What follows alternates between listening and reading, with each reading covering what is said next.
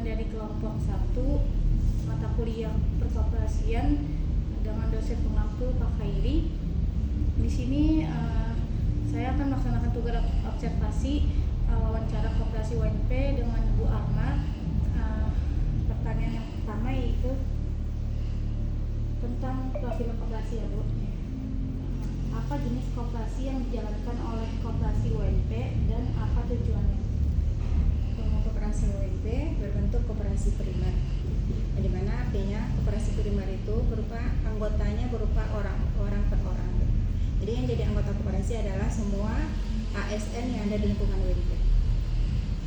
Baik Bu, pertanyaan selanjutnya, siapa saja anggota koperasi ini dan apakah hanya terdiri dari dosen, mahasiswa, staf, administrasi atau seluruh sivitas akademika? Kalau di koperasi UNP, namanya aja kan KPRI UNP kan, berarti yang jadi anggota hanya ASN yang ada di lingkungan UNP, yaitu dosen dan apa tuh tendik. Kalau tenaga honorer kan di UNP kan hanya tenaga kontrak kan, ada beberapa juga ada yang jadi anggota, cuman mereka jadi anggota yang gimana ya, kurang aktif. Pertanyaan selanjutnya terkait tentang sumber-sumber permodalan koperasi Bu. Dari mana saja sumber koperasi ini berasal? Sumber modal koperasi. Kalau koperasi sumber dananya ya otomatis dari anggota kan. Ini dari simpanan pokok, simpanan wajib, simpanan sukarela. Kalau pokok hanya 1 kali seumur anggota, selama dia jadi anggota hanya sekali gitu kan. Kalau simpanan wajib itu per bulan, dan simpanan sukarela ada juga yang bayarnya per bulan, ada juga yang per triwulan, ada sesuai dengan keinginan anggota, namanya aja sukarela. Dia suka-suka dia aja gitu kan. Nah, yang selanjutnya, bagaimana peran simpanan pokok, simpanan wajib, dan simpanan sukarela dalam mendukung operasional koperasi? Sangat mendukung, sangat jadi penentu di dalam pengelolaan usaha koperasi gitu, karena modal kita kan sebenarnya dari anggota, dari simpanan pokok, wajib, dan sukarela tadi. Tanpa ada yang 3 ini, otomatis kegiatan koperasi nggak jalan. Jadi yang 3 ini menjadi modal utama. Selanjutnya, bagaimana koperasi UNP mengelola modal agar tetap efisien dan efektif? Contohnya seperti sekarang nih, ada usaha kita kelola usaha itu kan kita gunakan dari modal anggota, itu kan dari simpan anggota tadi. Selain itu juga kita pinjamkan ke anggota. Dengan sendirinya kan nanti ada feedbacknya untuk koperasi gitu kan, mereka bayar cicilan sama dengan jasanya. Apa saja tantangan terbesar yang dihadapi dalam pengelolaan modal koperasi saat ini? Tantangan terberat sih nggak ada, cuman ada beberapa dana yang udah kita gulirkan ke anggota, ada sedikit kendala gitu kan. Misalnya gini, si A udah minjam dana sebenarnya 10 juta gitu kan, sementara dia harus nyicil setiap bulannya 1 juta. Tapi di saat kita potong gaji dia, gajinya hanya tersisa 800.000. Jadi adalah selisih itu agak sedikit lah, macet sedikit.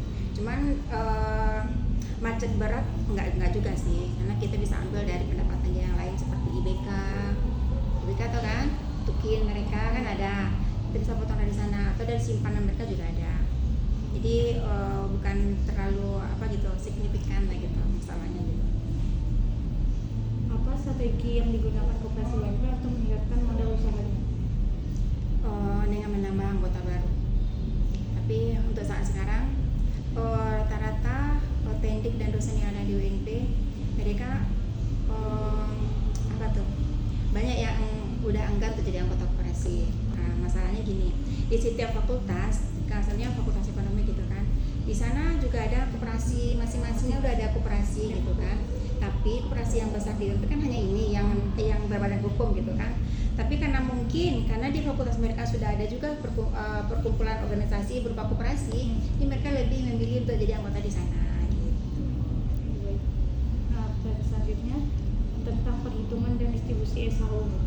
Bagaimana koperasi UNP menghitung SHU setiap tahunnya? Itu ada persentase tertentu yang diatur dalam anggaran dasar. Persentasenya itu kalau ibu juga nggak hafal sih persentase, cuma ada persentase tertentu untuk menghitung hal itu. Dan itu tuh udah disebutkan di dalam anggaran dasar. Anggaran dasar itu udah disusun semenjak awal koperasi berdiri. Kan yang menjadi dasar hukum koperasi ini berdiri kan yang melegalkan koperasi ini ada kan anggaran dasar itu tadi, karena dan dia udah diakui sama lembaga koperasi yang lebih tertinggi, yaitu waktu itu kalau nggak salah Dirjen Koperasi tak apa lah, Kementerian Koperasi kalau nggak salah Ibu. Terakhir Bu, bagaimana proses pembagian SHU kepada anggota dilakukan? Apakah didasarkan pada partisipasi aktif, jumlah simpanan, atau keduanya? Kedua-duanya. Kita menghitung partisipasi anggota juga, dari simpanan mereka juga. Pokoknya dari persentase yang ada diatur tadi, kita bagikanlah sesuai dengan partisipasi mereka dan simpanan juga gitu kan. Jadi mereka akan mendapatkan besar jika mereka melakukan partisipasi yang lebih. Jika tidak, kan sebenarnya dia anggota yang pasif, hanya menyimpan dana yang mereka dapatkan cuma jasa dari simpanan aja. Jadi terus berbeda gitu. Terima kasih wawancaranya.